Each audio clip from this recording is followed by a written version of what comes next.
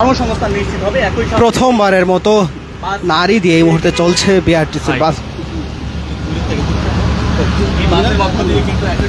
প্রথমবারের মতো নারী চালক দিয়ে এই মুহূর্তে চলছে বিআরটিসির বাস। এবং আপনাদের জানিয়ে রাখতে চাই যে আজ সড়ক পরিবহন মন্ত্রী শেখ রবিউল আলম রবি এই তেজগাঁওয়ের ট্রাক ডিপোতে এসে সেই বাসের উদ্বোধন করেন এবং উদ্বোধন করার পর এই মুহূর্তে নারী চালকদের দিয়ে সেই বাসগুলো রাস্তায় ছুটে চলছে।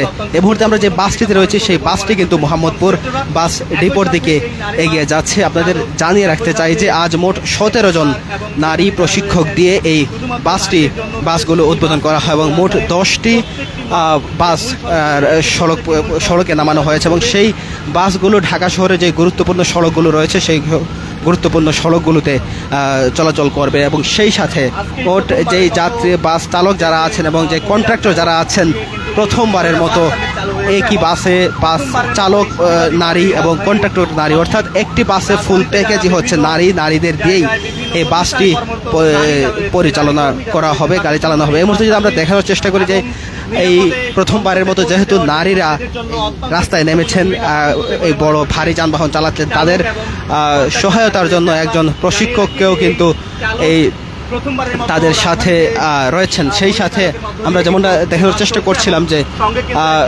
যেই নারী বাস চালক তার সেই তেজগাঁওয়ের যেই কি মনে হয় আসলে উনি কেমন চালাবেন এবং আপনার না মোটা ভালো, সে খুবই ভালো চালক হিসেবে তার আত্মবিশ্বাস আছে এবং যে কয়েকজন চালক আছে মোটামুটি খুবই ভালো, খুবই মানসম্মত ড্রাইভার।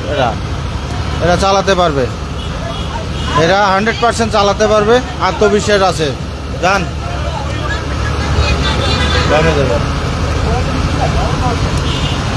এই বাসটি এই মুহূর্তে বিআরটিসি থেকে কিন্তু ছেড়ে এসেছে এবং বাস প্রথমবারের মতো এই নারী চালক দিয়ে চলছে বাস এবং সেই বাস প্রদক্ষিণ করছে এবং সেই বাসটি যাবে মোহাম্মদপুর বাস ডিপোতে এবং সেখান থেকে এই বাসটি আমরা এই মুহূর্তে যে বাসটিতে রয়েছে সেই বাসটি মূলত মোহাম্মদপুর জিঘাতলা এবং নিউ মার্কেট যেই সড়কটি রয়েছে সেই সড়কে চলাচল করবে, এমনটাই কিন্তু তাদের পক্ষ থেকে জানানো হয়েছে।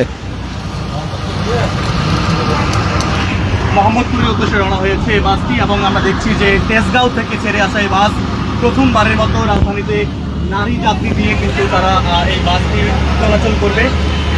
আপনাদের জানিয়ে রাখতে চাই যে নারীদের নিরাপত্তা এবং নারীরা যাতে স্বাচ্ছন্দ্যে যাতায়াত করতে পারেন সেই লক্ষ্যেই কিন্তু এই বাস সার্ভিসটি চালু করা হয়। এবং এই মুহূর্তে এই ঢাকা শহরের যে গুরুত্বপূর্ণ সড়কগুলো রয়েছে সেই গুরুত্বপূর্ণ সড়কগুলোতে যে নারী যারা আছেন তারা কিন্তু আসলে এই মুহূর্তে নারী চালক দিয়ে এই বাসগুলো মূলত পরিচালনা করা হচ্ছে এবং পরবর্তীতে এই বাসের সংখ্যা বৃদ্ধি করা হবে এমনটাও কিন্তু জানা হয়েছে। সেই সাথে এই মুহূর্তে মোট 17 জন চালক এবং 10টি বাস এই ঢাকা শহরের যেই সড়কগুলো রয়েছে সেই সড়কগুলোতে তারা বাসগুলো নামানো হয়েছে এবং সেই বাসগুলোতে শুধুমাত্র নারীদের যাত্রী পরিবহন করা হবে, যাতে করে ঢাকা শহরে নারীরা কোনো ধরনের হেনস্থার শিকার না হন এবং সেই সাথে যাতে নারীরা স্বাচ্ছন্দ্যে চলাচল করতে পারেন সেই লক্ষ্যেই কিন্তু এই বাসগুলো সরকারের পক্ষ থেকে নামানো হয়েছে। পিঙ্ক কালারের যে বাসগুলো রয়েছে সেই বাসগুলোতে একই সাথে যে ড্রাইভার রয়েছে সেই ড্রাইভারদের শরীরেও কিন্তু এই পিঙ্ক কালারের পোশাক দেওয়া হয়েছে। এবং যার ফলে এই